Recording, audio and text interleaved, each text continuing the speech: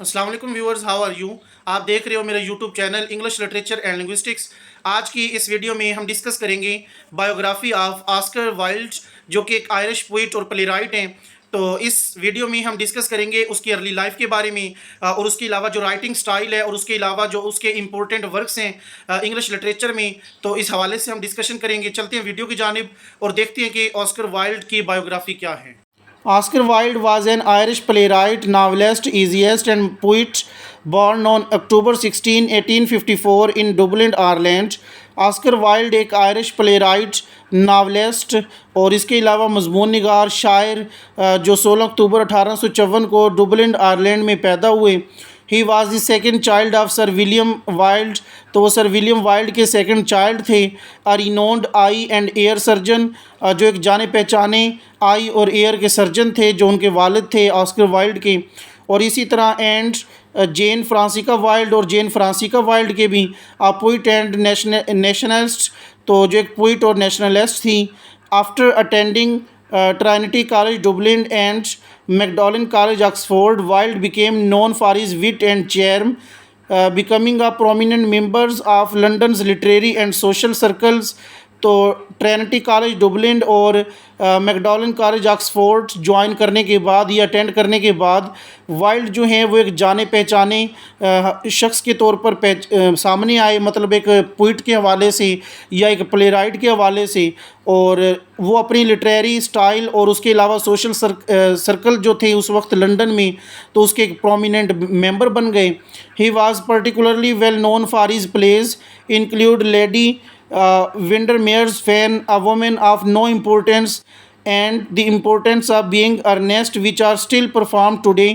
تو ان کو جو زیادہ تر یاد رکھا جاتا ہے یا مخصوص طور پہ جن پلیز کی وجہ سے یاد رکھا جاتا ہے، اس میں Lady Windermere's fan, A Woman of No Importance، the importance of being Earnest, تو یہ پلے ہیں جو آج بھی پرفارم ہوتی ہیں، تو ان کی وجہ سے ان کو آج تک یاد رکھا جاتا ہے۔ Wilde was also known for his flamboyant personality and unconventional lifestyle. He was openly gay at a time when homosexuality was illegal in Britain and was famously involved in scandalous court case in which he sued the Marquess of Queensberry, the father of his lover, for libel. Wilde ultimately lost the case and was himself charged with homosexuality and sentenced to 2 years of hard labor۔ تو wild جو ہیں وہ جانے جاتے ہیں flame بوائنٹ personality کے حوالے سے، اور جو ان کا انکنونشنل لائف سٹائل ہے، تو وہ ایک اوپنلی گائے تھے، جو کہ اس وقت ہومو سیکسولیٹی جو تھی برٹین میں مطلب اللیگل تھی، تو اسی وجہ سے وہ فیمسلی طور پر وہ انوالو رہی ان سکینڈلز میں، اور اس کے بعد پھر ان کو اس وجہ سے پنشمنٹ کا بھی سامنا کرنا پڑا، جو ان کے سکینڈلز تھے، تو اس کی وجہ سے اس کو بہت زیادہ دشواریاں یا مشکلات آئیں ان کی لائف میں۔ During his imprisonment Wilde wrote one of his most famous work, De Profundis, a letter to his lover Lord Alfred Douglas, which reflect on his experiences and spiritual journey.